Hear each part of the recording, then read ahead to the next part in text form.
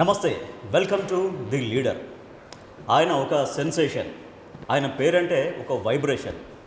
ఎంతోమంది, కొన్ని వేల మంది విద్యార్థుల్ని తీర్చిదిద్ది వారి బంగారు భవిష్యత్తు కోసం బాటలు వేసిన గొప్ప మానవతావాది, విద్యావేత్త, మాజీ ఐపీఎస్ అధికారి, ప్రస్తుతం నాగర్ కర్నూలు పార్లమెంటు నియోజకవర్గ బీఆర్ఎస్ అభ్యర్థి డాక్టర్ ఆర్ఎస్ ప్రవీణ్ కుమార్ గారు ప్రస్తుతం ది లీడర్ కార్యక్రమంలో వారు మనతో ఉన్నారు. సో వారి ప్రచారం ఎట్లా సాగుతుంది, ఎంపీగా వారి విజయావకాశాలు ఎట్లా ఉన్నాయి, ఎటువంటి నమ్మకంతో ఉన్నారో వారితో మనం మాట్లాడదాం. నమస్తే ప్రవీణ్ కుమార్ గారు, చాలా హ్యాపీ అండి మిమ్మల్ని కలిసినందుకు. థ్యాంక్ యూ, నాకు కూడా చాలా హ్యాపీగా ఉంది. మీరంటే ఇందాక ఇంట్రడ్యూస్ చేస్తూ మీరంటే ఒక సెన్సేషన్, ఒక వైబ్రేషన్ అన్నాను కదా. నిజంగా మీరు పార్లమెంటు ఓన్లీ నాగర్ కర్నూలు అభ్యర్థే కావచ్చు, కానీ మీరు తెలియని తెలంగాణ పల్లె లేదు, తెలంగాణ విద్యార్థి లేడు, తెలంగాణ గ్రామం లేదు. ఈ ఘనత తలుచుకుంటుంటే, ఇటువంటి ఫీడ్బ్యాక్ వింటుంటే మీకు ఏమనిపిస్తుంటుంది? ఇక జీవితంలో ఇంతకన్నా ఏం అవసరం లేదనిపిస్తాను. ఎన్ని బంగళాలున్నా, ఎన్ని వేల కోట్ల రూపాయల ఆస్తులున్నా, ఈ ప్రేమ, ఈ ఆదరాభిమానాలు, ఈ ఆప్యాయత, ఈ పలకరింపులు ఇవి దొరకవండి. ఎంతన్నా మీరు ఆస్తులు సంపాదించండి, కానీ జనాలు నిన్ను గుండెల్లో పెట్టుకోలేనప్పుడు, నీ గురించి జనాలకు తెలియనప్పుడు, నీకు తెలియకుండానే నీ వల్ల లక్షలాది మంది మారుమూల అటవీ ప్రాంతాల్లో సైతం ప్రభావితమైతే వాళ్ళ జీవితాలను మార్చుకుంటే అంతకన్నా జీవితానికి సార్థకత ఏం కావాలి? అవును. సో నాకు చాలా ఆనందంగా. ఎస్, అంటే మిమ్మల్ని తలుచుకున్నప్పుడల్లా, మిమ్మల్ని గుర్తు చేసుకున్నప్పుడల్లా ఒక బ్రాండ్, అంటే ఒక మీ ఆహార్యం కావచ్చు, మీరు ఉండే విధానం అవన్నీ కూడా చాలామందికి ఇన్స్పైర్గా ఫీల్ అవుతూ ఉంటారు చాలామంది కూడా. సో దాంట్లో నేను ఒకరిని అనుకోండి. Thank you very much Rajesh. Right, ఎలా జరుగుతుందండి ప్రచారం? ఎట్లా జరుగుతుంది? చాలా గొప్పగా జరుగుతుంది. ఒకటే దురదృష్టకరమైన విషయం ఏంటంటే నిద్ర దొరకడం లేదు. అబ్బా, నిద్ర సరిపోవడం లేదు. కనీసం రోజుకు ఒక 5 నుంచి 6 గంటల నిద్ర పోయే అలవాటు ఉన్న నాకు ఇప్పుడు 3 గంటల నుంచి 4 గంటల నిద్రనే పడుతుంది. అంతకన్నా ఎక్కువ పడుకోలేకపోతున్నా. రాత్రి పడుకునే వరకు దాదాపు 1 గంట అట్లా అవుతుంది. మళ్ళీ ఉదయం 5 గంటలకే నిద్ర లేచి మార్నింగ్ వాక్ అని చెప్పి రకరకాల గ్రామాల్లో, మండల కేంద్రాల్లో ఎవరైతే వాకర్స్ ఉంటారో వాళ్ళతో కలిసి నడవడం, ఇవన్నీ చేయడం వల్ల కొంత నిద్ర ఇబ్బందికరంగా ఉంది. ఇక తిండి ఒక్కోసారి లంచ్ 5 గంటలు, సాయంత్రం 5 గంటలకు, డిన్నర్ రాత్రి 12 గంటలకు చేసే పరిస్థితి కూడా వస్తుంది. అయినా కూడా కొంత నాకు మొదటి నుంచి వ్యాయామం అంటే చాలా ఇంట్రెస్ట్ కాబట్టి కొంత ఏమాత్రం ఇబ్బందులు లేకుండా సర్వే అవుతుంది. ఆర్ఎస్ ప్రవీణ్ కుమార్ అంటే గురుకుల విద్యార్థుల పాలిట ఒక జ్ఞాన జ్యోతి, లేదంటే వాళ్ళ భవిష్యత్తుకు మార్గదర్శి, రకరకాలుగా చెప్తూ ఉంటారు. సో అక్కడి నుంచి మీరు ఐపీఎస్ ఆఫీసర్గా మీది ఇవన్నీ సవాళ్ళు అవన్నీ తర్వాత ఒక గురుకులాల సెక్రటరీగా మీరు రావడం, ఈ పరిణామం గురించి చెప్పండి. గురుకులాల్లోకి పోకముందు ఒక్క విషయం మీకు చెప్పాలి. తెలంగాణ ఉద్యమంలో ఆనాడు ఆంధ్ర పోలీసులంతా కూడా మలిదశ ఉద్యమం కేసీఆర్ గారు 2009 నవంబర్ 29 నాడు సిద్దిపేటలో ఆమరణ నిరాదీక్షకు కరీంనగర్ నుంచి బయలుదేరితే అలుగునూరు బ్రిడ్జ్ దగ్గర వారిని అరెస్ట్ చేసి ఖమ్మం జైలుకు తీసుకుపోయారు. ఆ విషయాన్ని తెలుసుకొని ఉస్మాన్ యూనివర్సిటీలో బి హాస్టల్ విద్యార్థులు, రకరకాల హాస్టళ్లకు చెందిన విద్యార్థులు వాళ్ళందరూ కూడా పోలీస్ స్టేషన్ ముందర ధర్నా చేయడం, దాని తర్వాత ఆర్ట్స్ కాలేజ్ ముందు ధర్నా చేయడం, తార్నాక చెరువు దగ్గర ధర్నా చేయడం, తద్వారా జరిగిన లాఠీ చార్జ్ ఇవన్నీ కూడా వేగంగా జరిగిపోయిన ఈ పరిణామాల వల్ల యూనివర్సిటీ ఒక్కసారి అట్టుడికింది. ఆనాడు ఆంధ్రప్రదేశ్ ఉండింది కాబట్టి ఆంధ్ర పోలీస్ అధికారులు అందరూ కూడా తెలంగాణ బిడ్డల మీద విపరీతమైన దౌర్జన్య, లాఠీ చార్జ్ కానీ, బాష్పవాయు ప్రయోగించడం కానీ, లైవ్ రౌండ్స్ ఆకాశంలో పేల్చడం కానీ ఇవన్నీ చేసిండ్రు. తర్వాత అప్పుడున్న డీజీపీ గారు, నాకు గుర్తుండే ఆయన పేరు గిరీష్ కుమార్ గారు అనుకుంటా, గిరీష్ కుమార్, ఆర్ఆర్ గిరీష్ కుమార్. సో ఆయన గిరీష్ కుమార్ గారు దినేష్ రెడ్డి ఆయన అప్పటి గిరీష్ కుమార్ వచ్చాడు. దినేష్ రెడ్డి అయిపోయిన టైం అయిపోయి గిరీష్ కుమార్ వచ్చి ఆయన ఏమన్నాడు, ఇట్లా కాదండి, మీరు ఆంధ్ర పోలీసు కాదు, తెలంగాణ బిడ్డ, యూనివర్సిటీ విద్యార్థుల గురించి అంత కొంత అవగాహన ఉన్న ఆఫీసర్ ఎవరంటే ప్రవీణ్ కుమార్ కనిపించి వెంటనే నన్ను ఆంధ్రప్రదేశ్ పోలీస్ అకాడమీ అప్ప అని ఉంటుంది, అక్కడి నుంచి నన్ను అర్జెంటుగా ఆగమేఘాల మీద ఒక మెమో ఇచ్చి నువ్వు till further address Osman university police station ఉండాలంటే నేను అక్కడ పోయి ఓఎస్డీగా పనిచేశాను. అప్పుడు పనిచేసినప్పుడు ఒక్కటే విషయం చెప్పాలి, ఎందుకంటే విద్యార్థులు తెలంగాణ కోసం బలిదానం చేస్తున్నారు. వాళ్ళు రోడ్ల మీదకి వచ్చినప్పుడు చెప్పులు ఉండేవి కాదు, బట్టలు చిరిగిపోయి ఉండేటివి, ఏం చేయాలనో తెలిసేది కాదు పాపం వాళ్ళకు. సో కానీ తెలంగాణ రావాలి, వచ్చిన తెలంగాణలో వాళ్ళ జీవితాలు బాగుండాలి అన్న ఒక ఆశ అనేది ఉండే, ఆశతోనే విద్యార్థులు ఉద్యమం చేసిండ్రు. కాకపోతే వాళ్ళ చదువు ఇవన్నీ చూసి వాళ్ళ తల్లిదండ్రులతో మాట్లాడి ఆ డీపర్ ప్రాబ్లమ్స్ అర్థం చేసుకున్న తర్వాత నాకు అనిపించింది మరొకసారి విద్యార్థి కావాలనిపించింది. అందుకొరకే రాత్రింబావులు కష్టపడి నేను జిఆర్ఈ, టోఫెల్ ఇవన్నీ రాసి నేను హార్వర్డ్ యూనివర్సిటీలో సీట్ సంపాదించాను. ప్రపంచంలో నెంబర్ 1 యూనివర్సిటీ అంటే బారక్ ఒబామా, మార్క్ జుకర్బర్గ్, తర్వాత బిల్ గేట్స్ వీళ్ళందరూ ఏ యూనివర్సిటీలో చదివారో అదే యూనివర్సిటీలో నాకు సీట్ వచ్చింది. గ్రేట్. ఆ 2011 సంవత్సరంలో దేశంలో ఆ సీట్ వచ్చిన ఏకైక ఐపీఎస్ అధికారి నేను. ఐఏఎస్ ఐపీఎస్లో నేను ఒక్కనే, నాకు ఒక్కడికే వచ్చింది. ఆ విధంగా భారత ప్రభుత్వం స్కాలర్షిప్ ఇచ్చింది, హార్వర్డ్ కూడా స్కాలర్షిప్ ఇచ్చింది. సో నేను పోయి చదువుకున్న తర్వాత అక్కడ పోయిన తర్వాత నాకు అనిపించింది నేను మళ్ళీ పోలీసులకు పోతే నేను మళ్ళీ నాలాంటి విద్యార్థిని తయారు చేయలేను, మళ్ళీ అదే యూనిఫామ్ వేసుకొని పనిచేసే పరిస్థితి వస్తుంది. కానీ మా అమ్మ ఒక రైతు కూలి అయ్యుండి కూడా ఒక చిన్న టీచర్ అయింది చదువుకొని. చిన్న టీచర్ అయి వాళ్ళ పిల్లల్ని బాగా చదివించుకోవడం వల్ల నేను ఐపీఎస్ ఆఫీసరు, మా తమ్ముడు ఒక ప్రొఫెసరు, మా చెల్లెలు ఒక డాక్టర్ అయింది. అంటే ఒక రైతు కూలి చదువుకుంటే టీచర్ అయింది. టీచరు శ్రద్ధ వహిస్తే వాళ్ళ ముగ్గురు పిల్లలు ఆమె కన్నా పెద్దోళ్ళు అయిండు. సో మా అమ్మ లాంటి అదృష్టం లేని వాళ్ళు లక్షల్లో కోట్లలో ఉన్నారు ఈ దేశంలో. వాళ్ళందరి కోసం అలాంటి గొప్ప చదువు ఇస్తే బాగుంటుంది కదా అని ఒక ఉద్దేశంతో నేను ఆ రోజు ఉన్న ముఖ్యమంత్రి కిరణ్ కుమార్ రెడ్డి గారి దగ్గరికి పోయి నేను అడగడం జరిగింది. అడిగితే ఆయన వెంటనే నా గురించి ఆయనకు తెలుసు కాబట్టి ఆయన వెంటనే ఇచ్చిండు. కొంచెం కన్ఫ్యూజ్ అయ్యాడు, అరే పోలీసు వాళ్ళకి ఇచ్చిన పోస్ట్ ఎందుకు తీసుకుంటే లేదు సార్ విద్య చాలా ఇంపార్టెంట్ అని చెప్పి. అట్లా 2 సంవత్సరాలు నేను పనిచేసిన తర్వాత తెలంగాణ వచ్చింది. తెలంగాణ వచ్చిన తర్వాత కేసీఆర్ గారు ఒకసారి నన్ను పిలిపించారు, అప్పుడు తొలి ముఖ్యమంత్రి. పిలిపించి నీ గురించి నేను చాలా విన్నాను, నీ వల్ల తెలంగాణకు ఆంధ్రప్రదేశ్కు బలహీన వర్గాలకు చెందిన విద్యార్థులకు చాలా లాభమైంది, మరి నువ్వు నాతో పాటు పనిచేస్తావు అంటే తప్పకుండా పనిచేస్తాను, మీరు ఆపర్చునిటీ ఇస్తాను వారికి చెప్పడం జరిగింది. సో వారు వెంటనే నాకు ఆర్డర్ కంటిన్యూ చేస్తూ ఇవ్వడం జరిగింది. దాని తర్వాత ఇక 7 సంవత్సరాలు నేను కేసీఆర్ గారి నాయకత్వంలో నేను పనిచేయడం జరిగింది. అప్పటి ముఖ్యమంత్రి గారు కేసీఆర్ గారు మీకు ఇచ్చినటువంటి ఫ్రీడమ్, స్వేచ్ఛ, లేదంటే మీ పైన నమ్మకం, అవన్నీ కూడా నమ్మకం ఎట్లా ఇచ్చేవాళ్ళు వారు? చాలా గొప్పగా ఉండేది. అంటే ఎప్పుడు కూడా కేసీఆర్ గారు మాకు ఇది చెయ్యి అది చెయ్యి అని ఇబ్బంది పెట్టేవాళ్ళు కాదు. మంచిగా జరుగుతుందా, ఓకే, బడ్జెట్ ఏమైనా ప్రాబ్లం ఉందా, లేదు, ఉంటే చెప్పండి, నేను గ్రీన్ ఛానల్ ద్వారా నీకు బడ్జెట్ పంపిస్తాను. ఒక డైరెక్షన్, మన పిల్లలు మంచిగా చదువుకోవాలి. సో అది దానివల్ల ఒక ముఖ్యమంత్రి మా వెనక సాలిడ్గా ఉన్నాడు. నా మీద టీచర్లు నేను వాళ్ళు పెద్ద ఎత్తున గొడవలు చేశారు. ప్రవీణ్ కుమార్ నీ అంతా తుపాకీ పట్టుకొని వస్తున్నాడు, AK-47 టేబుల్ మీద పెట్టుకుంటున్నాడు, మాకు భయం అవుతుంది, ఎన్కౌంటర్లు చేసిండు, టీచర్లను ఎన్కౌంటర్లు చేస్తాడా, లేకపోతే క్లాస్ రూమ్లలో తుపాకులు పట్టుకొని వస్తున్నాడు. అరే నేను తుపాకీ అనేది నా శరీరంలో భాగం అండి, నేను పోలీస్ ఆఫీసర్గా పనిచేసిన, తుపాకీ అనేది నా శరీరంలో భాగం. నేను పోలీసులో జాయిన్ అయినప్పటి నుంచి ఈ రోజు వరకు కూడా తుపాకీ అనేది నా శరీరంలో భాగం. నా చేయట్లను నా కాలు ఎట్లనో తుపాకీ అనేది నా జీవితంలో భాగం. నేను అది తుపాకీ ఏదో నేను లైసెన్స్ లేని వెపన్ కాదు కదా, ప్రభుత్వం ఇచ్చిన తుపాకీ. ప్రభుత్వం తుపాకీ పట్టుకొని నేను వస్తున్నా, నేను మిమ్మల్ని భయపెట్టిస్తున్నాను, భయపెట్టిస్తే కేసు పెట్టుండ్రి, నేను అన్యాయం చేస్తే కేసు పెట్టుండ్రి, అది నా భాగం. రెండోది నాకు ఈ కాన్ఫిడెన్స్ ఎప్పుడు వచ్చిందంటే అనంతపురం పోయిన రాధాప్రియ అనే ఒక అమ్మాయి, మీకు అందరికీ ఎవరికైనా డౌట్లు ఉన్నాయి పిల్లల్ని అడిగాను. ఆ అమ్మాయి 9వ తరగతి అమ్మాయి లేచి సార్ నాకు ఒక డౌట్ ఉంది అన్నది. ఏం డౌట్ అమ్మాయి చెప్పండి, మీ తుపాకీ నాకు కావాలి సార్ అన్నది. మీ తుపాకీ నేను పట్టుకోవచ్చా అన్నది, పిస్టల్. సో నేను టీచర్లు అన్నా, చూడయ్యా పిల్లలకు ధైర్యం ఉంది, మీరెందుకు భయపడుతున్నారు, నేను మిమ్మల్ని ఇబ్బంది పెట్టడానికి కాదు, నేను ఇక్కడ చదువుకున్న స్టూడెంట్నే, మీరు గర్వపడాలని నన్ను చూసి అని చెప్పి వాళ్ళను సంజాయించిన. అయినా కూడా వినలేదు. కోదండరామ్ గారిని తీసుకొచ్చి తర్వాత ఇంకో షోకాళ్ళు మేధావులందరినీ తీసుకొచ్చి సంక్షోభంతో పెద్ద ధర్నా చేసిండ్రు. కేసీఆర్ గారు నన్ను పిలిపించారు, ప్రవీణ్ కుమార్ నేను తెలంగాణ దేశంలో నెంబర్ 1 ఉండాలని వచ్చిన, తెలంగాణ రాష్ట్రం కావాలని దేశం నెంబర్ 1, నువ్వు ఈ తెలంగాణలో ఉండే విద్యా వ్యవస్థను నెంబర్ 1 చేస్తావనే నమ్మకం నాకున్నది, నువ్వు ఇవ్వనికి భయపడకు, నీ పని నువ్వు చేసుకుంటావు. అంటే అప్పటిదాకా వాళ్ళు స్టైల్కి అలవాటు పడ్డవాళ్ళు కాబట్టి మీరు వచ్చిన అవసరంగా వాళ్ళకి పని పెంచారు, మిమ్మల్ని ఏదో రకంగా డిమోరలైజ్ చేస్తే సెట్ అయిపోతుంది. మా నాయన అమ్మ కూడా టీచర్లే కాదండి, నేను టీచర్లకు వ్యతిరేకంగా ఎందుకు చేస్తాను, నేను నీ కొలీగా, నేను నీ ప్రోడక్ట్ నచ్చి గర్వపడాలను. తర్వాత ఇంకా 1 year తర్వాత వాళ్ళు కూడా మారిపోయారు, వాళ్ళు కూడా నేను ఏం చెప్తే అది చేయడానికి మొదలైంది. సో ఆ విధంగా కేసీఆర్ గారు చాలా అంటే చాలా కార్యక్రమం, ఇప్పుడు దేశంలో ఎక్కడ లేని విధంగా సమ్మర్ సంబరాయ కార్యక్రమం పెట్టారు. ఎండాకాలంలో పిల్లలందరూ ఊర్లలో పోతారు, బాయిలలో ఈత కొట్టడానికి పోతారు, కాలువల్లో ఈత కొట్టడానికి పోతే చచ్చిపోతారు. లేకపోతే అమ్మాయిలు అయితే ఎండాకాలంలో ఇళ్ళకి పోతారు, వచ్చినప్పుడు రారు ఇంకా చాలామంది అమ్మాయిలు. ఎందుకు రారని ఇంటికి పంపిస్తే మంగళసూత్రం, మెట్టెలు, మంగళసూత్రం, పెళ్ళిళ్ళు. సో నాకైతే భయం వేస్తుంది, అది ఏంది మరి నేను వచ్చింది ఎందుకోసం, వీళ్ళు చిన్నదం బడికి పలకం పట్టుకొని చదువుకోవాల్సిన వయసులో పిల్లలు పుస్తకాలు కట్టుకొని తిరుగుడింది. పెళ్ళిళ్ళు అయితే మరి వాళ్ళ కళలు, వాళ్ళకి ఎన్నో కళలు ఉంటాయి.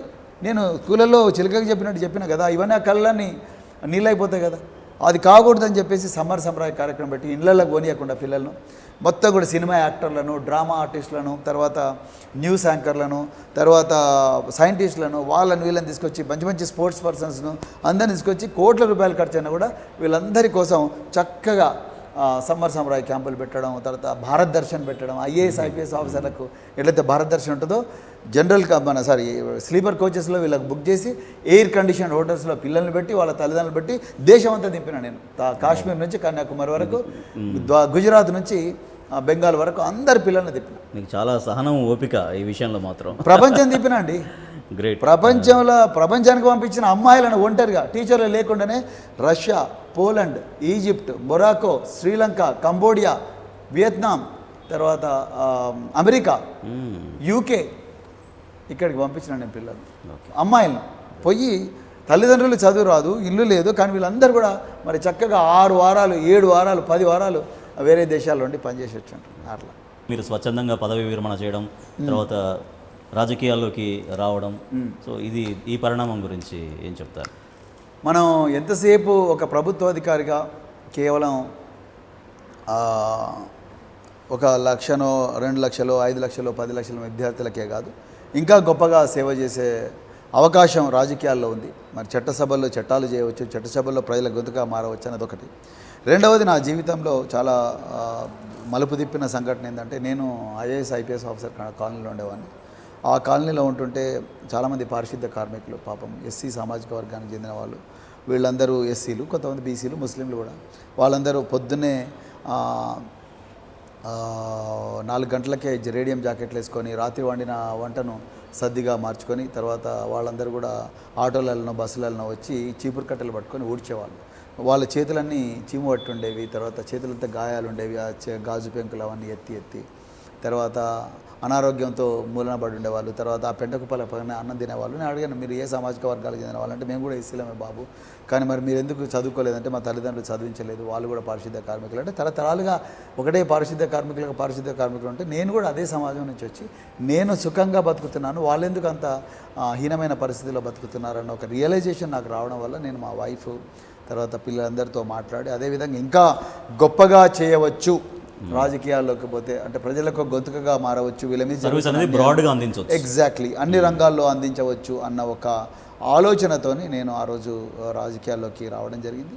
సో బహుజన్ సమాజ్ పార్టీ సామాజిక న్యాయం కోసం పోరాడిన పార్టీ కాబట్టి నేను స్వాభావికంగా సామాజిక న్యాయము డాక్టర్ బిఆర్ అంబేద్కర్, మహాత్మా జ్యోతిరావు పూలే, సాహు మహారాజ్ ఇలాంటి ఎంతోమంది మహనీయులు, కాన్షీరామ్ గారు ఇలాంటి వ్యక్తుల మార్గదర్శనంలో వాళ్ళ సిద్ధాంతాలు కొన్ని తీసుకొచ్చారు కాబట్టి ఆ విధంగా ముందు ఆ డొమైన్ మీద పనిచేద్దామని, ఒక పార్టీకి వ్యతిరేకంగా కాదు కానీ ఆ సిద్ధాంతాన్ని బతికించడం కోసం నేను రాజకీయాల్లోకి వచ్చాను.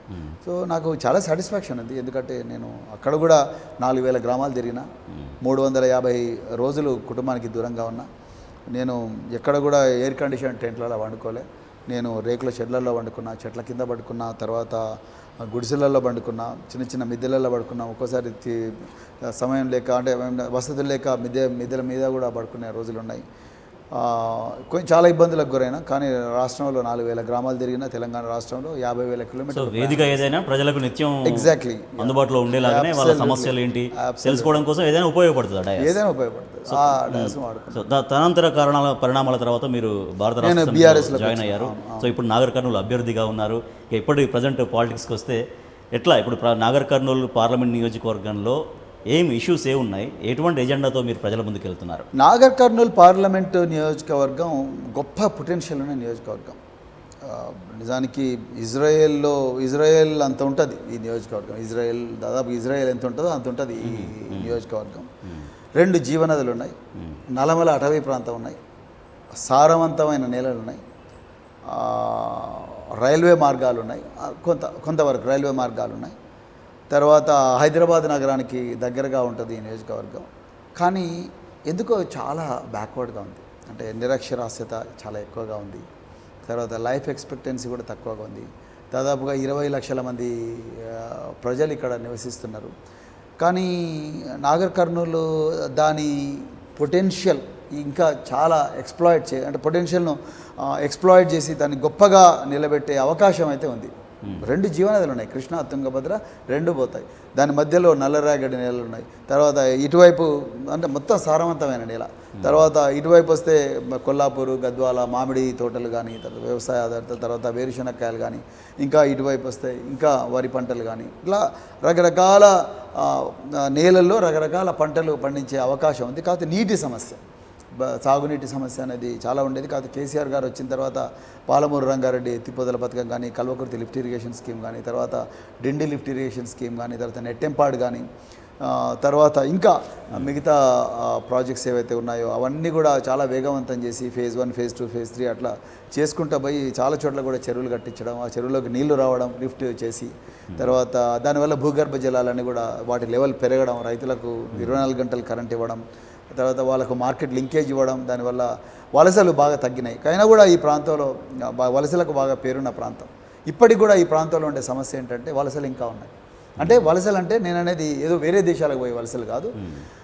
ఒకప్పుడున్నంత వలసలు అయితే ఇప్పుడు లేవు. కేసీఆర్ గారు వచ్చిన తర్వాత వలసలు తగ్గినాయి. కానీ ఇప్పటికి కూడా వలసలు అంటే హైదరాబాద్ నగరానికి పోవడం కూలీలుగా, ముఖ్యంగా కల్వకుర్తి ప్రాంతం, కొల్లాపూర్ ప్రాంతము, తర్వాత అచ్చంపేట ప్రాంతము, తర్వాత నాగర్ కర్నూల్ నుంచి కొంతవరకు వీళ్ళందరూ కూడా ఈ వలస కార్మికులుగా హైదరాబాద్లో రకరకాల బస్తీల్లో నివసించడం. బస్తీల్లో చాలా ఘోరమైన పరిస్థితి. రోడ్ల మీదనే రేకుల షెడ్లు వేసుకొని ఉండడం, లేకపోతే ఏమైనా ప్రభుత్వ భూములు ఉంటే వాటిని ఆక్రమించుకొని అక్కడే బతకడం, అరకొర సదుపాయాలు, కరెంట్ ఒక్కోసారి ఉండదు, నీటి సౌకర్యం ఉండదు, పిల్లలకు బడి సౌకర్యం ఉండదు. సో ప్రధానంగా ఈ ప్రాంతానికి ప్రధానమైన సమస్య ఈ రోజుకి కూడా నిరక్షరాస్యత ఎక్కువగా ఉండడం, తర్వాత వలసలు ఎక్కువగా ఉండడం, స్కిల్లింగ్ లేకపోవడం. అంటే వృత్తి నైపుణ్యం అనేది ఈ ప్రాంతంలో ప్రజలకు పెద్దగా రాలేదు. అంటే ఈరోజు ఇండస్ట్రీస్ కూడా పెద్దగా లేవు. ఇంకొక ట్రాజెడీ ఏంటంటే ఈ నాగర్ కర్నూలు ప్రాంతానికి మీరు షాద్ నగర్ తీసుకోండి, హైదరాబాద్ నగరం దగ్గర ఉండడం వల్ల షాద్ నగర్ చుట్టుపక్కల ప్రాంతాలంతా కూడా కొంత ఇండస్ట్రీస్ ఉన్నాయి. అదేవిధంగా మా జడ్చర్ల ప్రాంతంలో మీకు స్పెషల్ ఎకనామిక్ జోన్స్ పోలేపల్లి అనే ఒక ఎకనామిక్ జోన్. కానీ కల్వకుర్తి ప్రాంతంలో కానీ, నాగర్ కర్నూలు ప్రాంతంలో కానీ, తర్వాత అచ్చంపేట ప్రాంతంలో కానీ అక్కడ ఉండే సాంప్రదాయ వనరులను యూజ్ చేసుకొని అక్కడ ఇవి ఇండస్ట్రియల్ జోన్స్ రాలేదు. మరి ఇండస్ట్రీస్ లేకపోతే ఎంప్లాయ్మెంట్ ఎక్కడి నుంచి వస్తుంది చెప్పండి? వ్యవసాయం అనేది 360 ఎంప్లాయ్మెంట్ ఇవ్వలేదు. వ్యవసాయం అనేది ఎప్పుడు కూడా దిగుబడి గొప్పగా ఉండదు. వ్యవసాయంలో ఒకసారి వర్షాలు పడతాయి, ఒకసారి వర్షాలు పడవు, ఒకసారి రేట్ వస్తుంది, ఇంకోసారి రేట్ రాదు. ఎప్పుడు అప్పులో ఊబిలోనే ఉంటారు రైతన్నలు. దానివల్ల 1-2 ఎకరాల భూమి ఉండే వాళ్ళు కూలీలుగా బతికినా ఒకటే, వ్యవసాయదారులుగా బతికినా ఒకటే. సో ఆ పరిస్థితిలో వీళ్ళకు ఒక సైడ్ ఇన్కమ్ కావాలి, వాళ్ళ పిల్లలకు కూడా వ్యవసాయం చేస్తేనే ఒక సైడ్ ఇన్కమ్ కావాలి. ఆ ఇన్కమ్ తీసుకొచ్చే ప్రయత్నం అనేది ఈ ప్రాంతంలో పెద్దగా జరగలేదని నాకు అనిపించింది. కేంద్ర ప్రభుత్వంలో ఎన్నో స్కీమ్స్ ఉంటాయి, రాష్ట్ర ప్రభుత్వం, కేంద్ర ప్రభుత్వం కనీసం అంటే 2100 స్కీమ్స్ ఉంటాయి.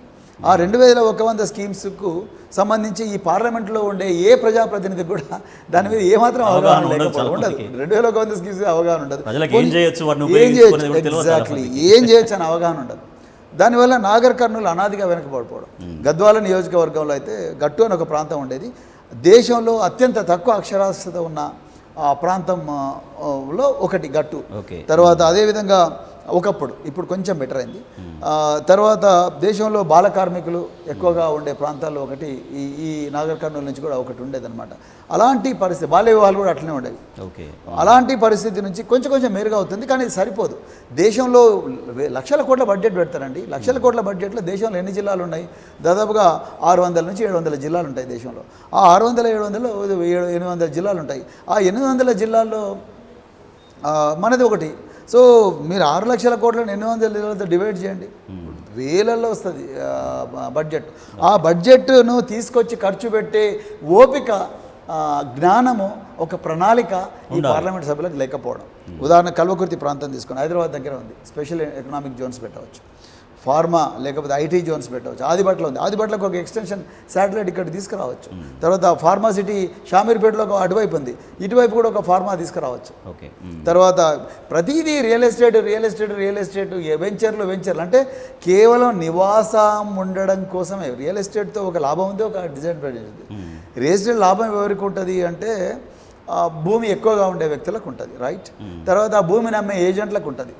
బట్ దానివల్ల విశాలమైన ప్రజానీకానికి పెద్దగా లాభం జరగదు. ఇల్లు కట్టుకున్న తర్వాత ఏం చేస్తావు? ఇంట్లో కూర్చొని డబ్బు సంపాదించాలి. డబ్బు ఎట్లా సంపాదిస్తావు? సో ఆ డబ్బు సంపాదించడం కోసం స్కిల్. నేను ఒక ఊరికి వెళ్ళాను, బండరావి పాకలు అనుకుంటాను, రేవెల్లి మండలం. ఇల్లు అందరూ మంచి చక్కగా కట్టుకున్నారు, ఎందుకంటే భూ నిర్వాసితులందరికీ కూడా గవర్నమెంట్ భూమి ఇచ్చింది, చక్కగా కట్టుకున్నారు. కానీ ఇళ్లలో ఉంటున్నారు, కానీ సార్ మాకు ఉద్యోగం లేదంటున్నారు. మంచి ఇళ్లలో ఉంటున్నారు కానీ ఉద్యోగం లేదంటే వీళ్లకు ఆ ఇంట్లో కూర్చుని డబ్బు సంపాదించవచ్చు జ్ఞానంతో, లేకపోతే ఒక ఫ్యాక్టరీ పెట్టుకుంటే డబ్బు సంపాదించవచ్చు, ఒక కుటీర పరిశ్రమ పెట్టుకుంటే డబ్బు సంపాదించవచ్చు, లేకపోతే ఒక విద్యాలయాన్ని నిర్మించుకొని దాంట్లో డబ్బు సంపాదించవచ్చు. అంటే రకరకాల మార్గాలు ఉన్నాయి. సో ఆ విధమైన ఈ గిగ్ ఎకానమీ అంటే ఇప్పుడు ఆ పాత రోజుల్లో ఏంటంటే, పాత రోజుల్లో ఆఫీస్కి పోవాల్సి వస్తుండే కంపల్సరీ. కానీ కోవిడ్ వచ్చిన తర్వాత ప్రపంచ ఎకానమీ మారిపోయింది. సో ఆఫీస్కి పోకపోవచ్చు, ఇంట్లోనే ఆఫీస్గా మార్చుకోవచ్చు. ఒక ల్యాప్టాప్ కంప్యూటర్, ఒక మొబైల్ ఫోన్. సో ఆ మొబైల్ ఫోన్ నీ దగ్గర ఉన్నప్పుడు, ల్యాప్టాప్ కంప్యూటర్ ఉన్నప్పుడు, ఆ మొబైల్ ఫోన్లో నువ్వు ప్రాంక్స్ చూస్తావా, యూట్యూబ్ వీడియోస్ చూస్తావా, రీల్స్ చూస్తావా, ఇన్స్టాగ్రామ్ పోస్టులు పెడతావా, లేకపోతే యూట్యూబ్లో ఇంకేమైనా సినిమాలు చూస్తావా, లేకపోతే యూట్యూబ్లో ఉండే నాలెడ్జ్ ద్వారా ఒక స్కిల్ నేర్చుకొని నువ్వు బట్టలు కుట్టడం నేర్చుకుంటావా, లేకపోతే వంట వండడం నేర్చుకుంటావా, లేకపోతే ఒక వైద్యం నేర్చుకుంటావా, ఎక్సర్సైజ్ చేయడం నేర్చుకుంటావా అనేది నీ ఆపర్చునిటీ మీద, నీ ఇనిషియేటివ్ మీద ఆధారపడి ఉంటుంది. అయితే ఈ ప్రాంతంలో అవేర్నెస్ లేకపోవడం, ఈ ప్రాంతంలో ప్రజలకు ఈ విధంగా బతకొచ్చు, ఆరోగ్యంగా బతకొచ్చు, ఆరోగ్యంలో ఇంత ఇండస్ట్రీ, అందరూ కార్పొరేట్ హాస్పిటల్కి పోతే ఆరోగ్యం బాగుంటుంది అనుకుంటారు. నేను ఇంతవరకు ఈ కార్పొరేట్ హాస్పిటల్ పోలేదు, నేను పోలేదు. సో నన్ను బతికిస్తున్నంత కేవలం ఒక జత షూస్, ఒక స్మార్ట్ వాచ్ 20,000 30,000 కాదు, 5,000 2,000 కూడా స్మార్ట్ వాచ్ రైట్. సో అవి తీసుకొని నడవడం, యోగా ట్రైనర్స్, తర్వాత జుంబా ట్రైనర్స్, తర్వాత రకరకాల ఇండస్ట్రీస్ వచ్చేసినాయి. ఆ ఇండస్ట్రీస్ మీద వీళ్ళకి అంటే 21వ శతాబ్దంలో మనిషికి కావలసిన కట్టింగ్ ఎడ్జ్ టెక్నాలజీస్ ఇవన్నీ కూడా ఇప్పుడు పాశ్చాత్య దేశాలు ఉన్నాయి, ఇక్కడికి తీసుకురావచ్చు. దానికి కావాల్సినంత కేవలం చిన్న ఇనిషియేటివ్. ఆ విధంగా ఆలోచించే వ్యక్తులు కావాలి. సో ఆ విధంగా ఆలోచించే వ్యక్తులు మనకు ఎంపీలుగా దొరకలేదనేది ఆ భావన నాకు. ప్రభుత్వం ఏర్పడి 5 నెలలు కావస్తుంది. ఇవాళ కాంగ్రెస్ ప్రభుత్వం పరిపాలన ప్రజలకు అందుతున్నటువంటి ఫలాలు ఏమనిపిస్తున్నాయి, ఎట్లా ఉంది, మీ కామెంట్ ఏంటి? కాంగ్రెస్ ప్రభుత్వం ఉంది అని నేను అనుకోవడం లేదు. మీరు కామెంట్ చేయడానికి ఒక అస్తిత్వం ఉన్న ప్రభుత్వం ఉండాలి. ఇక్కడ ప్రభుత్వం ఉందని అయితే నాకు అనిపించలేదు. ప్రభుత్వాన్ని ఎవరు నడిపిస్తున్నారో కూడా స్పష్టత లేదు. ప్రభుత్వం ఉంటే అది ప్రభుత్వం ఉన్నట్టుగా కామన్ మ్యాన్కి అర్థం కావాలి. ఇక్కడ నాకు ప్రభుత్వం లేనట్టుగానే అనిపిస్తుంది. నేను ఏదో ఒక బీఆర్ఎస్ పార్టీ నాయకుడిగా నేను చెప్పడం లేదండి, నేను నిజంగా చెప్తున్నా. ఒక కామన్ మ్యాన్గా ప్రభుత్వం అనేది అది తన అస్తిత్వాన్ని నిరూపించుకోవాలంటే, 4 నోట్లలో నాణాలంటే అది ఒక మంచి పని చేయాలి. దానికి ఒక బృహత్తరమైన ప్రణాళిక ఉండాలి, ఒక రోడ్ మ్యాప్ ఉండాలి. అంటే ఒక 20 సంవత్సరాల తర్వాత నేను తెలంగాణ ఈ విధంగా చూస్తాను, దానికి పునాది ఈ విధంగా పడుతుంది, ఆ పునాది వల్ల ఇంతమందికి ఉద్యోగాలు దొరుకుతుంది, ఆ ఉద్యోగాలు దొరకబోయే ప్రతి వ్యక్తులు కూడా ఆ యజ్ఞంలో పాలు పంచుకోవాలి అన్న ఒక చైతన్యం అనేది ఉండాలి. పరిపాలన అనేది ఒక ఉద్యోగంలాగా చేస్తే రాదు, ఉద్యమంగా చేయాలి. కేసీఆర్ గారి కాలంలో ఒక కాళేశ్వరం ప్రాజెక్టు కానీ, మిషన్ భగీరథ కానీ, లేకపోతే కళ్యాణ లక్ష్మి కానీ, లేకపోతే గురుకులాలు కానీ, లేకపోతే కేసీఆర్ కిట్లు కానీ, లేకపోతే షాదీ ముబారక్లు కానీ, లేకపోతే ఇంకేమైనా రకరకాల స్కీమ్స్, రైతు బంధు కానీ, తర్వాత ఇంకేమైనా, ఇవన్నీ కూడా ఒక ఉద్యమ స్ఫూర్తితో జరిగినాయి. చెరువుల పూడిక తీయడం కానీ ఇప్పుడు ఉద్యమ స్ఫూర్తితో చేయడం అనేది పోయింది. ఇప్పుడు ఉల్టా ఉద్యమకారులను అవమానించే పరిస్థితి వచ్చింది. తెలంగాణ అమరవీరుల త్యాగాన్ని మోసం అని చెప్పడం, తర్వాత తెలంగాణ తీసుకొచ్చిన ఒక మహానాయకుడిని ఒక క్రిమినల్ అని అభివర్ణించడం, తర్వాత అదేవిధంగా నేను చంపుతా అని చెప్పడం, నీ పేగులు మెడకేసుకొని చెప్తాం, ఒక అసభ్యకరమైన జుగుప్సాకరమైన రీతిలో ఆ మహానాయకుడి మీద చేయడం, అది ఒక ఫ్యాషన్ కావడం అన్ఫార్చునేట్లీ. సో అట్లా చేస్తేనే ఓట్లు వస్తాయి, అట్లా చేస్తేనే ప్రజలు నా వెనక ఫాలో అవుతారని అమాయకంగా అనుకోవడం, జనాలు నమ్మించడం, ఒక తరాన్ని ఆ విధంగా తయారు చేయడం.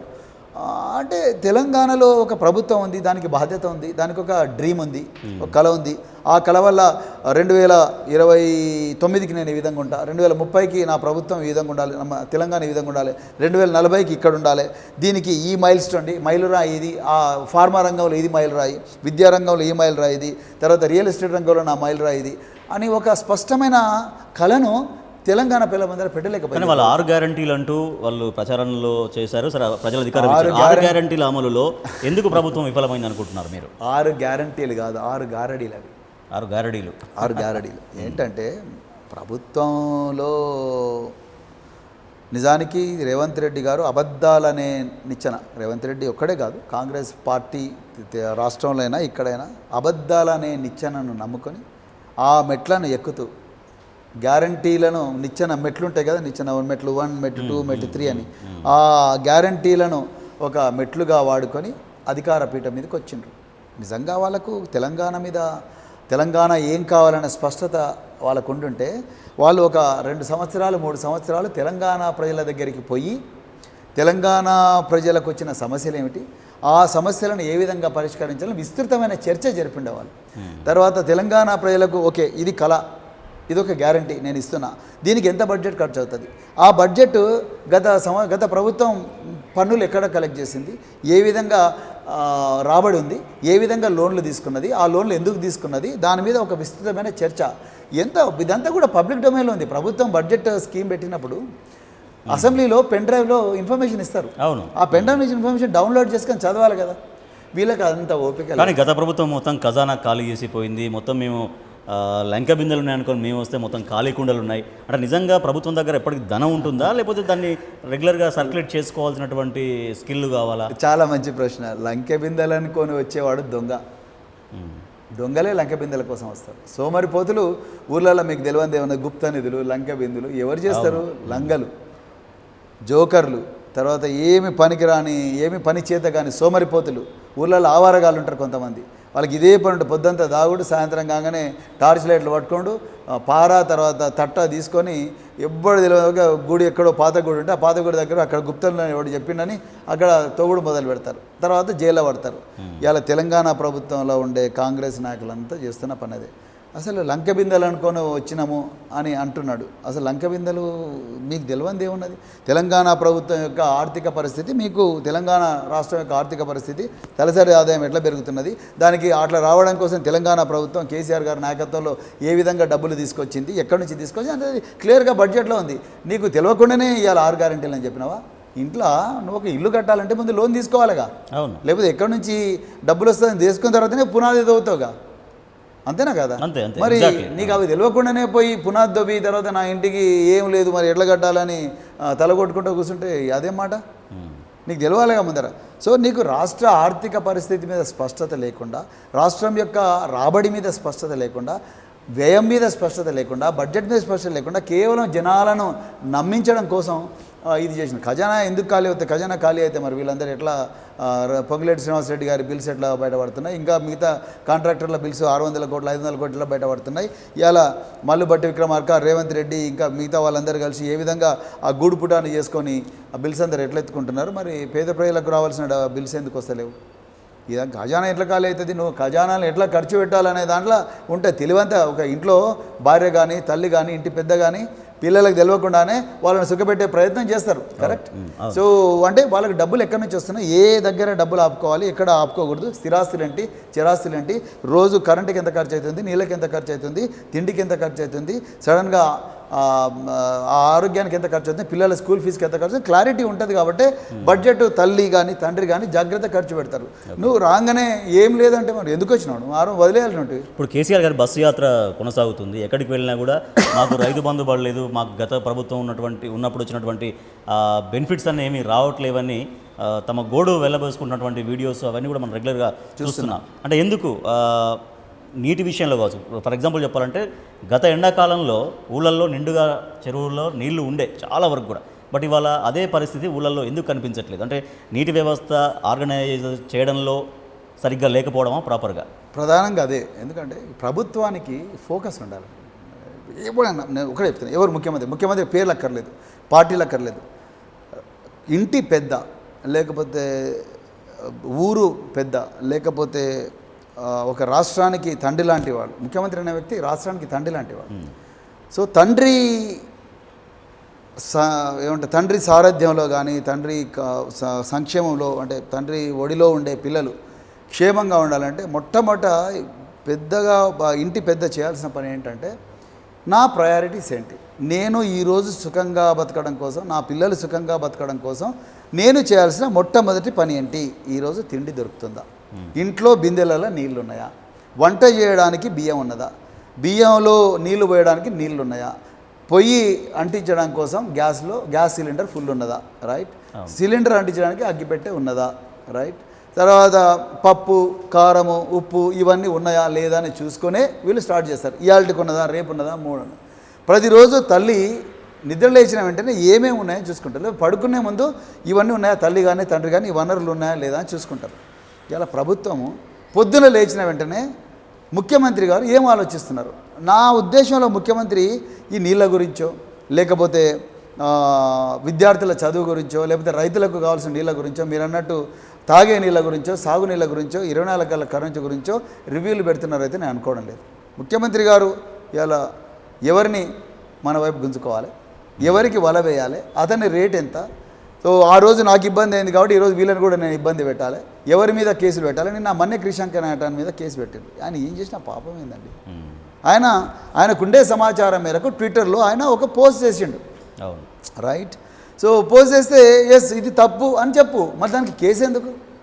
ఒకవేళ ఆయన రైట్ చేస్తే అవును తప్పైందని నన్ను క్షమించండి అని అడుగు, తప్పే ఉన్నది. సో కేటీఆర్ గారు ఎన్నిసార్లు ఒకవేళ తప్పు ట్విట్టర్ పెడితే తప్పైంది క్షమించని అడగలేదు ఆయన కేటీఆర్. సో మీరు కూడా అడగండి, ఒకవేళ మేము తప్పు చేస్తే బాబు నువ్వు అట్లా చేయకు ఇంకోసారి అని చెప్పు. ఒకవేళ తప్పు చేస్తే లేదు మేమే తప్పు చేసినామంటే ఒప్పుకో. అందులో అది అందులో అంత ఇబ్బంది ఏమన్నా, అంత ఈగో ఎందుకు మనిషికి? సో ఈరోజు పొద్దున్న లేస్తేనే ఎవరి మీద కేసులు పెట్టాలి, ఆ రోజు నన్ను ఇబ్బంది పెట్టింది కాబట్టి ఇలా వీళ్ళని ఇబ్బంది పెట్టాలి. రోజు ప్రతీకార వాంఛతో రగిలిపోతున్న ప్రభుత్వం ప్రజాపాలన కాదు, ఇది ప్రజలపై ప్రతీకార పాలన. ఈ ప్రతీకార పాలనలో ఈ మీరన్న సాగునీరు, తాగునీరు, కరెంటు, విద్య, తర్వాత పిల్లలకు కావాల్సిన పుస్తకాలు, ఉద్యోగం కావాల్సిన జీతాలు, తర్వాత ఉదాహరణకు పోలీసు వాళ్ళకి ఇంతవరకు 4 సరెండర్ లీవ్స్ రాలే, తర్వాత టీఏలు రాలే, మరి వాళ్ళని ఉద్యోగం చేయమంటారు, ఎట్లా చేస్తారు? ఎన్నో డిపార్ట్మెంట్స్లో ఇప్పటివరకు కూడా అరియర్స్ రాలేదు. సో ఇవన్నీ రాకపోవడం, వాటి గురించి ఆలోచించకుండా కానీ మన ముమ్మడికి ప్రజాపాలనే, ప్రగతి భవన్ పేరును మార్చినాం, ప్రజాభవన్ చేసినాం, ప్రగతి భవన్ ముందు ఉన్నటువంటి కంచెను తీసేసినాం, ప్రజా దర్బారు పెట్టి మేము సమస్యల పరిష్కారం చేస్తున్నామని ప్రభుత్వం చెప్తుంది. పేర్లు మార్చడం, కంచెలు తీయడం ఓకే అండి, దాని గురించి చర్చ కాదు ఇక్కడ. పేర్లు మార్చి కంచె తీసి తర్వాత అందులో ఉండే వ్యక్తులు వాళ్ళ ప్రవర్తన కూడా మార్చుకోవాలి కదా. ప్రజాపాలన అన్నావు, బోర్డులు మార్చినావు, కానీ ప్రవర్తన అదే ప్రవర్తన ఉన్నదిగా. ఆ 10 సంవత్సరాల ప్రస్థానంలో ఎంతవరకు ప్రగతి రాష్ట్ర ప్రజలకు అందిందనేది చూశారు. అట్ ద సేమ్ టైం కేంద్రంలో బీజేపీ అధికారంలో ఉన్నా కూడా తెలంగాణ రాష్ట్రం పట్ల ఎందుకు వివక్ష చూపించింది? ఆ వివక్ష చూపించకుండా ఇప్పుడు కాంగ్రెస్ ఎంపీలు కావచ్చు, బీజేపీ ఎంపీలు కావచ్చు ఎందుకు ఫైట్ చేయలేకపోయారు? అప్పుడు కూడా మళ్ళీ బీఆర్ఎస్ ఎంపీలు ఫైట్ చేశారు రాష్ట్ర ప్రయోజనాల కోసం, ఎందుకు వాళ్ళు చేయలేకపోయారు? బీఆర్ఎస్ ఎంపీలు అంటే వాళ్ళ రక్తంలో ఉంది తెలంగాణను కాపాడుకోవడం, ఎందుకంటే ఉద్యమ పార్టీ అది. ఈ బీఆర్ఎస్ను ఈ తెలంగాణను కాపాడుకోవాలనే ఒక స్పష్టమైన ఎజెండాతో బీఆర్ఎస్ వాళ్ళు రాజకీయాల్లోకి వచ్చిండ్రు. కానీ బీజేపీ వాళ్ళు ఈ దేశాన్ని దోచుకోవాలని వచ్చిండ్రు. ఆనాడు ఈస్ట్ ఇండియా కంపెనీ ఏ విధంగా అయితే స్వతంత్రం రాకముందు 200 సంవత్సరాల క్రితం ఈ దేశాన్ని దోచుకున్నదో ఇవాళ వెస్ట్ ఇండియా కంపెనీ దోచుకుంటున్నది. వెస్ట్ ఇండియా అంటే గుజరాత్లో సేట్లు వీళ్ళందరూ వచ్చి ఇవాళ దోచుకుంటున్నారు. టోటల్గా దోపిడీ. హైదరాబాద్లో ఐటీ ఉంది, రియల్ ఎస్టేట్ బాగుంది, తర్వాత ప్రజల తలసరి ఆదాయం దేశంలో కేసీఆర్ గారు ఆల్మోస్ట్ నెంబర్ 1 స్టేట్గా తయారు చేశారు. సో ఇందులో ఉండే సంపదనంతా కూడా దోచుకొని పోవాలంటే ఈ దేశాన్ని, ఈ రాష్ట్రాన్ని అల్లకల్లోలం చేయాలనే ఒక కుట్రతోని బీజేపీ వచ్చింది. ఇక కాంగ్రెస్ మీకు తెలియందే ఉంది, ఇలా వేలాది మంది తెలంగాణ బిడ్డలను అమరవీరులుగా చేసి అంటే కాల్చి చంపింది కాంగ్రెస్. సిగ్గు లేకుండా ఇంద్రవెల్లిలో రేవంత్ రెడ్డి, కాంగ్రెస్ వీళ్ళందరూ పోయి ఏం చేసిండ్రు? గిరిజన గర్జన అన్నారు. 1981 ఏప్రిల్ 20వ తారీఖు నాడు వేలాది మంది గిరిజన గోండు బిడ్డ ఆదివాసీ బిడ్డలను ఘోరంగా కాల్చి చంపిన ఘోరమైన చరిత్ర ఉన్నది మరి కాంగ్రెస్ పార్టీకి. బాబ్రీ మసీదు ఇవన్నీ ముస్లింలను మత కులాల్లో చంపిన ఘోరమైన చరిత్ర కాంగ్రెస్ పార్టీకి ఉన్నది.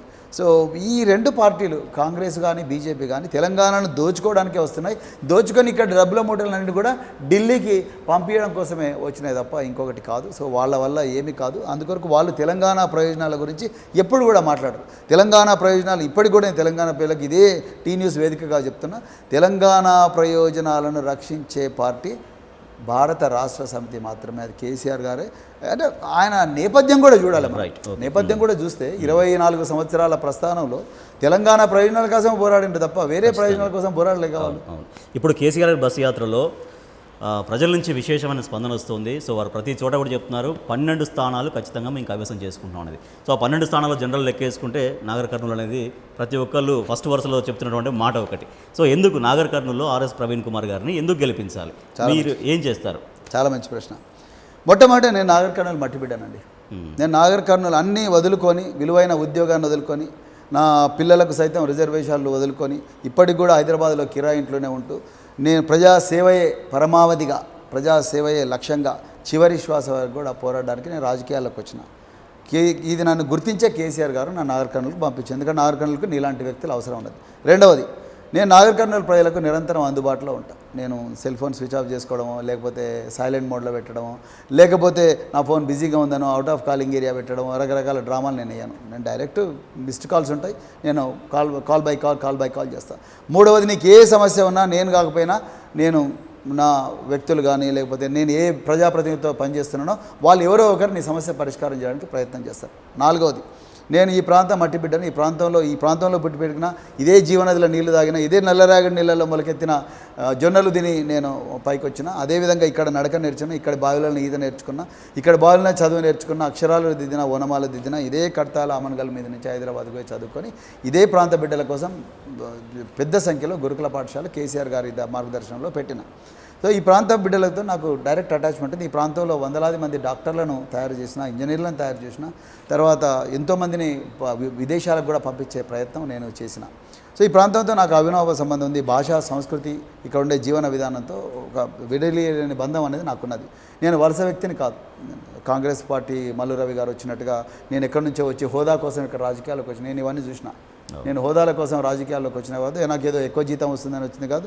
నాకు ఎంపీల కన్నా ఎక్కువ జీతం ఉండదు. కానీ ఎంపీ అనేది ఏంటంటే, ఎంపీ అనేది దేశంలో ఈ పేద ప్రజలకు, నాగర్ కర్నూలు ప్రజల గొంతుకగా మెంబర్ ఆఫ్ పార్లమెంట్గా ఢిల్లీలో ఉంటే నేను ప్రశ్నల మీద ప్రశ్నలు సంధించి తప్పకుండా ఈ ప్రాంతానికి న్యాయం చేస్తా. ప్రతిరోజు కూడా నాగర్ కర్నూలు పేరు ఢిల్లీ పార్లమెంటులో మారుమోగే విధంగా తయారు చేస్తా. ఆ విధంగా ఢిల్లీలో డివైడ్ చేసిన ప్రతి స్కీమ్ను కూడా, పార్లమెంటులో డివైడ్ చేసిన, కేంద్ర ప్రభుత్వం డివైడ్ చేసిన ప్రతి స్కీమ్ను కూడా పైలట్ ప్రాజెక్టుగా నాగర్ కర్నూలుకు తీసుకురాగలను. అంటే పార్టీ ఏదైనప్పుడు కూడా, అక్కడ కేంద్రంలో ఏ పార్టీ అధికారంలో ఉన్నా కూడా పైలట్ ప్రాజెక్టుగా నాగర్ కర్నూలుకు తీసుకొచ్చే చాకచక్యము, నైపుణ్యం నాకున్నాయి. దేశంలో నాకు చాలామంది వందలాది సంఖ్యలో ఐఏఎస్లు, ఐపీఎస్లు, ఐఎఫ్ఎస్లు తెలుసు. నాగర్ కర్నూలు ప్రాంత ప్రజలు ఏ ప్రాంతానికి పోయినా కూడా వాళ్ళు సురక్షితంగా ఉండేటట్టుగా వాళ్ళ ప్రాణాలకు నేను పూచి ఇవ్వగలను. వాళ్ళకి ఏ సమస్య వచ్చినా కూడా నేను గుజరాత్ నుంచి బెంగాల్ దాకా, కాశ్మీర్ నుంచి కన్యాకుమారి దాకా ఏ మిత్రుడికి అడిగినా కూడా వాళ్ళు 2 నిమిషాలు సాయం చేస్తారు. సో ఆ విధంగా నాగర్ కర్నూలు ప్రజలకు ఒక రక్షణ కవచంగా నేను ఉండగలను. ఇవాళ కాంగ్రెస్ ప్రభుత్వం ఘోరంగా కేసులు పెడతా ఉన్నది, వాళ్ళని పోలీసులు ఇబ్బంది పెడుతున్నది. వాళ్ళందరికీ ఒక రక్షణ కవచంగా ఉండే శక్తి, సామర్థ్యాలు నాకున్నాయి. అదేవిధంగా నాతో పాటు ఈరోజు ఆ ప్రజాప్రతినిధులు ఉన్న అచ్చంపేట ఎమ్మెల్యే డాక్టర్ గోల బాలరాజ్ గారు కానీ, లేకపోతే కల్వకుర్తి ఎమ్మెల్యే జైపాల్ యాదవ్ గారు కానీ, తర్వాత మరి జనార్దన్ రెడ్డి గారు నాగర్ కర్నూలు ఎమ్మెల్యే కానీ, కొల్లాపూర్ హర్షవర్ధన్ రెడ్డి కానీ, మంత్రి నిరంజన్ రెడ్డి గారు కానీ, మాజీ మంత్రి, అదేవిధంగా గద్వాల కృష్ణమోహన్ రెడ్డి గారు, తర్వాత అదేవిధంగా చల్లా వెంకటరామరెడ్డి గారు, విజయుడు గారు, ఇంకా వీళ్ళందరి సహకారంతో రాజకీయాలను చక్కగా అర్థం చేసుకుంటూ ప్రజలకు ఏ విధంగా అయితే మేలు జరుగుతుందో ఆ విధంగా చేస్తాను. అదేవిధంగా ఈ ప్రాంతాన్ని నేను ఒక ఎడ్యుకేషన్ క్యాపిటల్గా తయారు చేద్దాం అనుకుంటున్నాను. అదొక డ్రీమ్ నాకు. స్కిల్లింగ్ క్యాపిటల్గా తయారు చేద్దాం అనుకుంటున్నాను. అంటే నాగర్ కర్నూలు పేరు చెప్తేనే ఎస్ వీళ్ళకి ఈ స్కిల్ ఉంది. అదేవిధంగా గద్వాల పేరు చెప్తేనే ఎస్ వీళ్ళకి ఒక స్కిల్ ఉంది. అచ్చంపేట వాళ్ళకి పేరు చెప్తే ఎస్ టూరిజానికి ఇది ఒక డెస్టినేషన్. అదే కల్వకుర్తి అంటేనే ఒక ఈ రకరకాల ఇండస్ట్రీస్కి ఒక డెస్టినేషన్. ఆ విధంగా ప్రాంతాల భౌగోళిక, రాజకీయ, అదేవిధంగా మిగతా పరిస్థితులను దృష్టిలో పెట్టుకొని ఆ ప్రాంతానికి అనుగుణంగా ఆ స్కిల్ను డెవలప్ చేసి అదొక క్యాపిటల్గా, ఒక్కొక్క నియోజకవర్గాన్ని ఒక్కొక్క స్కిల్కి క్యాపిటల్గా చేయాలని ఒక గొప్ప డ్రీమ్ నాకున్నది. అది చేస్తానే నమ్మకం నాకున్నది. నేను ప్రపంచంలో మంచి మంచి విశ్వవిద్యాలయాలు చదివిన, నాకు అంత నెట్వర్క్ ఉన్నది. నన్ను గైడ్ చేసే వ్యక్తులు ప్రపంచంలో రకరకాల రంగాల్లో వాళ్ళు లీడర్లుగా ఎదుగుతున్నారు. ఎగ్జాక్ట్లీ 80 దేశాలలో ఉండే వ్యక్తులు నా క్లాస్మేట్స్ అండి. వాళ్ళందరూ నన్ను గైడ్ చేస్తారు. అదేవిధంగా కేటీఆర్ గారికి కూడా గొప్ప గొప్ప డ్రీమ్స్ ఉన్నాయి, ఆయన కూడా నన్ను గైడ్ చేస్తా అన్నారు. సో అదేవిధంగా కేసీఆర్ గారికి ఇంకా గ్రాండ్ డ్రీమ్స్ ఉన్నాయి. ఓవరాల్ గ్లోబ్ అంతా మీ సన్నిహితులు ఉన్నారండి. నేను 80 కంట్రీస్లో వాళ్ళు నాకు ఎండార్స్మెంట్స్ పంపుతున్నారు. ప్రవీణ్ కుమార్ను గెలిపించండి అని వాళ్ళు కూడా అడుగుతున్నారు. జపాన్ నుంచి, అమెరికా నుంచి, లండన్ నుంచి, స్కాట్లాండ్ నుంచి ప్రవీణ్ కుమార్ మంచివాడు, మేము ఆయనతో పనిచేసినాం, ఆయన విద్యార్థులకు ఈ విధంగా చేసిండు, రేపు మీరు గెలిపిస్తే ఇంకా గొప్పగా తయారు చేస్తాడు. నాకు వేరే పని లేదండి. నాకు పెన్షన్ వస్తుంది.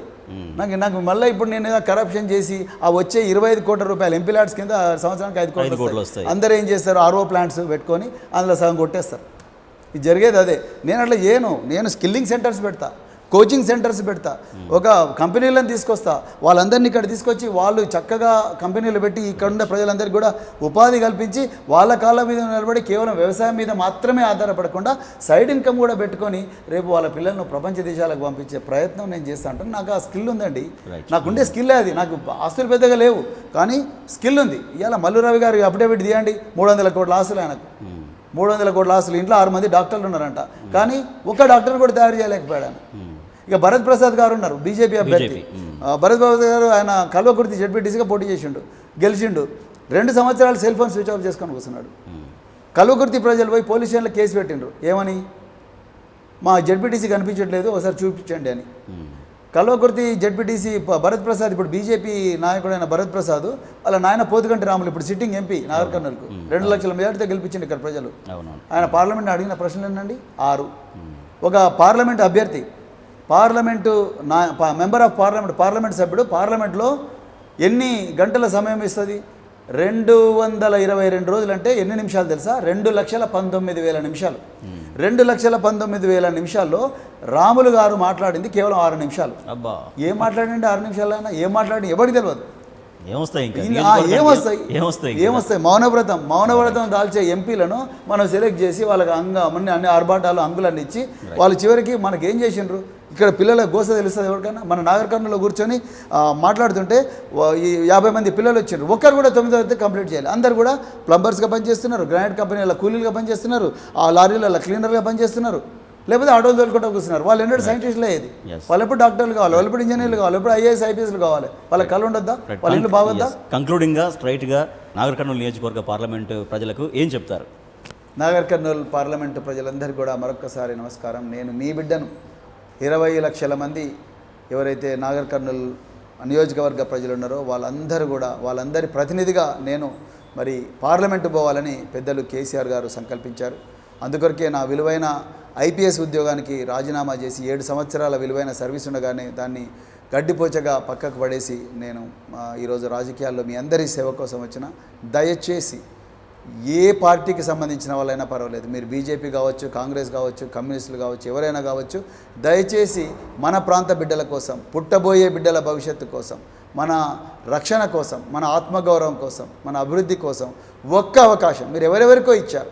ఈ నాగర్ కర్నూలు ప్రాంతంలో ఇప్పటివరకు 75 సంవత్సరాల్లో దాదాపు 80% మంది పార్లమెంటు సభ్యులు బయట నుంచి వచ్చిన వాళ్ళే. కానీ నేను ఈ మట్టి బిడ్డను, ఈ ప్రాంతంలో నీళ్లు దాగి, ఈ ప్రాంతంలో నేల మీద పుట్టిన నేల మీద పెరిగిన మొలకెత్తిన విత్తనాలు తిని మరి ఈ ప్రాంతంలో నడక నేర్చి, చదువు నేర్చి, ఈ ప్రాంతం కోసం పాటుపడ్డ వ్యక్తిని నేను. అందుకొరకు దయచేసి మరి నాకు ఒక్క అవకాశం, ఈ ప్రాంత బిడ్డనైనా నాకు, మీ అందరి బిడ్డల గురించి ఆలోచించే మీ బిడ్డనైనా, మనందరి బిడ్డనైనా నాకు, అందరూ కులాలకు మతాలకు అతీతంగా, పార్టీలకు అతీతంగా ఒక్క అవకాశం ఇచ్చి చూడండి. మళ్ళీ 2వసారి మీరే నన్ను అడుగుతారు మళ్ళీ మా పార్లమెంట్ అభ్యర్థిగా ఉండమని. అంతే తప్ప నేను మళ్ళీ బలవంతంగా నేను మీ మీద రుద్దుకోను. సో దయచేసి ఒక్క అవకాశం ఇవ్వాలని భారత రాష్ట్ర సమితి మరి కారు గుర్తు మొదటి నెంబర్లోనే ఉంది. అంటే దేవుడు కూడా చూస్తున్నాడు పైనుంచి, మనందరి దేవతలు చూస్తున్నారు, అన్ని మతాలకు చెందిన దేవతలు చూస్తున్నారు. వాళ్ళందరి ఆశీర్వాదం నాకు ఉన్నది మెండుగా. అందుకొరకే నాకు 1వ నెంబర్ వచ్చింది. సో దయచేసి ఆ 1వ నెంబర్లో ఉండే కారు గుర్తుకు మీరు మే 13వ తారీఖు నాడు ఎన్ని ఎండలున్నా, ఎంత కష్టం ఉన్నా కూడా ఆ రోజు దయచేసి మీరు శ్రమ అనుకోకుండా మీరు వచ్చి భారీ సంఖ్యలో వచ్చి లైన్లో నిలబడి మొదటి నెంబర్లో ఉండే కారు గుర్తుకు ఓటేయాలని చెప్పి మీ అందరి బిడ్డగా నేను కోరుకుంటున్నా. జై తెలంగాణ. రైట్ ప్రవీణ్ గారు, నిజంగా నిమిషాల్లాగానే అయిపోయింది. ఇంకా చాలా సుదీర్ఘంగా మీతో మాట్లాడాలని but మీకు కూడా సమయం కావాలి, ప్రజల్లోకి వెళ్ళాలి. Anyway thank you so much అండి. మీకు చాలా గొప్ప సంకల్పం ఉంది, అద్భుతాలు సృష్టించాలని మనస్ఫూర్తిగా విష్ చేస్తున్నాం. మీ చట్టసభల్లో అడుగు పెట్టాలని, ఆర్ఎస్ ప్రవీణ్ కుమార్ ఎంపీ కావాలని మేము మనస్ఫూర్తిగా విష్ చేస్తున్నాం. Thank you so much. So ఇది ఇవాళ ది లీడర్ కార్యక్రమంలో డాక్టర్ ఆర్ఎస్ ప్రవీణ్ కుమార్ గారితో స్పెషల్ ఇంటర్వ్యూ. చూస్తూనే ఉండండి టీ న్యూస్.